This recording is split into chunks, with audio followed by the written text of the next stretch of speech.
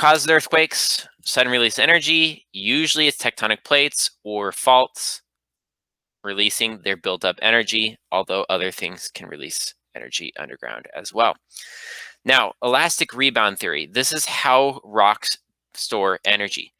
See, when two plates are moving past each other or two sides of a fault, so let's say it's this fault right here, where the left side is moving up and the right side is moving down, those rocks don't just slide past each other like two balls rolling past each other. No. These rocks get stuck. And as those rocks get stuck, they build up energy. And more and more energy builds up over time. Just like a rubber band, where that rubber band, you can pull it more and it'll store more energy. Eventually, if you pull that rubber band too much, it'll snap and release all of its energy.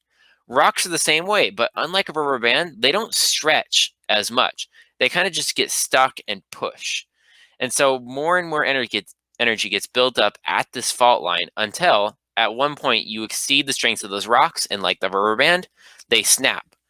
And in that one moment where they snap, they move, could be up to a couple of meters all at once. Now, when we say faults and tectonic plates move, they move slowly, but when they do move, they move all at once. So on an average, over a decade, they might not move at all, 0 millimeters. But then one earthquake happens, boom, moves 2 meters, and that fault has moved. After it's done, all the restored up energy is gone, and then the fault is free to build up more and more pressure for the next earthquake. Now, here's the thing. If the rocks in this elastic rebound, if the rocks don't store up that much energy before raking, you never get a strong earthquake.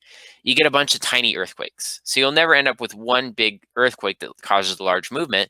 Maybe you have a tiny earthquake, each one only causing a millimeter of movement. I can tell you which one is less damaging to buildings, the small earthquakes. A bunch of little small ones is much better than one big one. Now, two things, when you hear about earthquakes, either you hear about them, maybe online if you're looking them up on USGS, or maybe you hear them in the news, they'll talk usually about epicenter. Epicenter is a point on Earth's surface where the earthquake happens above. It's not where the earthquake actually happens. So maybe you hear, an epicenter in Northridge, California, or something like that.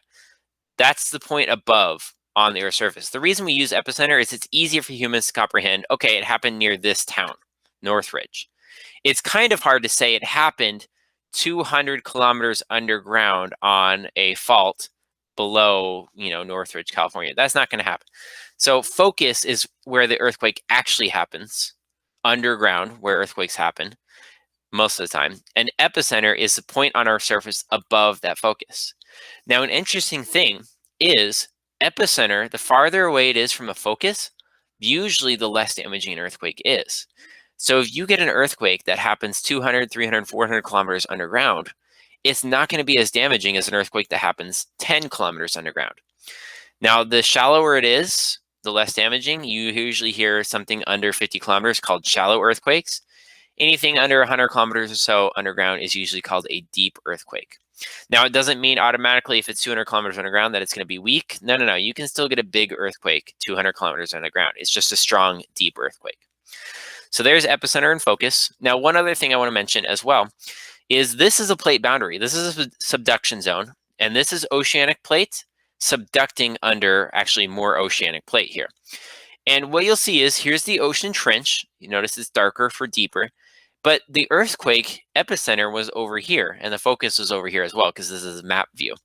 Why did the earthquake happen over here, even though the plate boundary is right here? Well, what happened is, as this oceanic plate subducts underground, it doesn't get stuck right here. No, it gets stuck way underground where the whole pressure of this other plate is sitting on top of it. Now, there's 5 types of seismic waves. I'm only going to cover 3 of them, so we're going to condense a couple of them into one type. The first type we're going to talk about today is P waves, also known as primary waves or compression waves. They are the fastest type of waves. They can go through solids, they can go through liquids, they can go through gases. They can go through pretty much any type of matter, just not vacuum of space. Now, sound is actually primary waves. So the best way to think of P waves is they are the sound of the earth. And just like the air coming in your ears right now is being squeezed and compressed, squeezed, relaxed, compressed, expanded, compressed, expanded.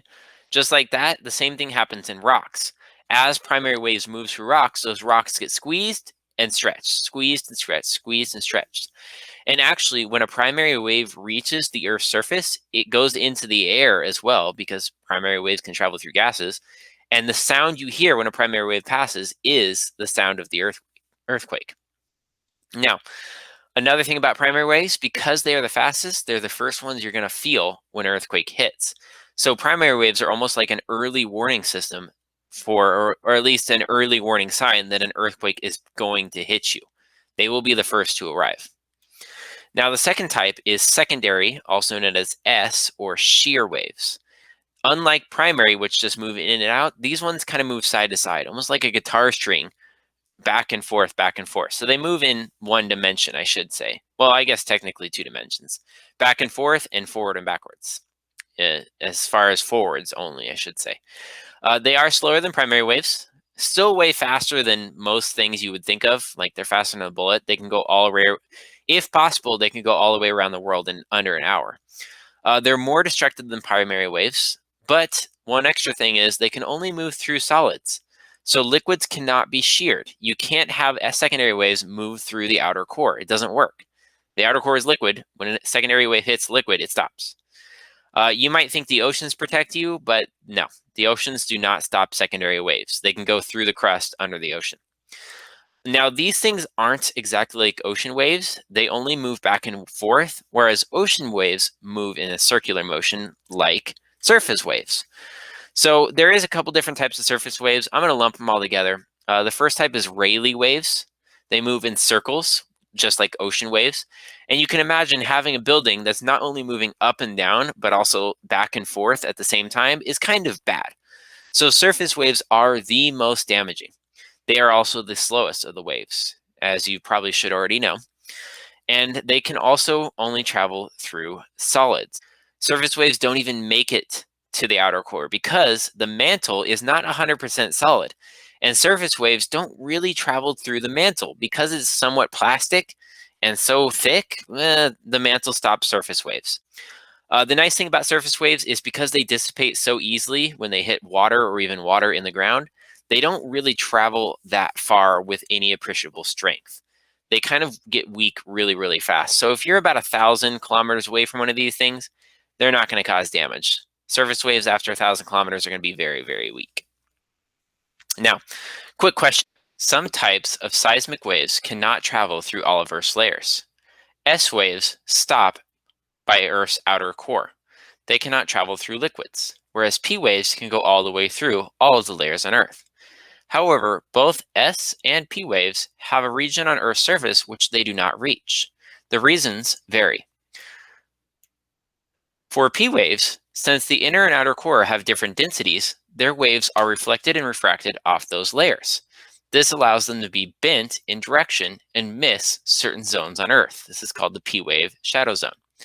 For S wave shadow zone, which is larger in size, since S waves cannot move through liquids, their S wave shadow zone matches up perfectly with Earth's outer core and the epicenter. Now, we do not know about the interior of the Earth by any other way other than seismic waves. Seismic waves allow us to see inside the Earth. Now, we can use gravity and other things to determine more about the Earth, but seismic waves are our main method for knowing about the interior. They tell us the density of the rock they're passing through, whether there is solids, liquids, or gases inside the Earth, the type of rock in many cases, and the thickness of the different layers.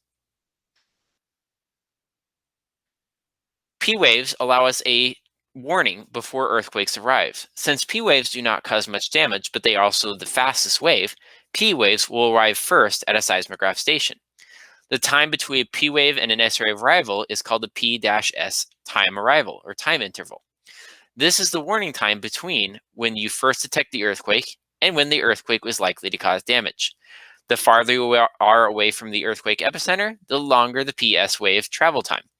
The closer you are to an earthquake epicenter, the shorter the time interval between the P and the S wave.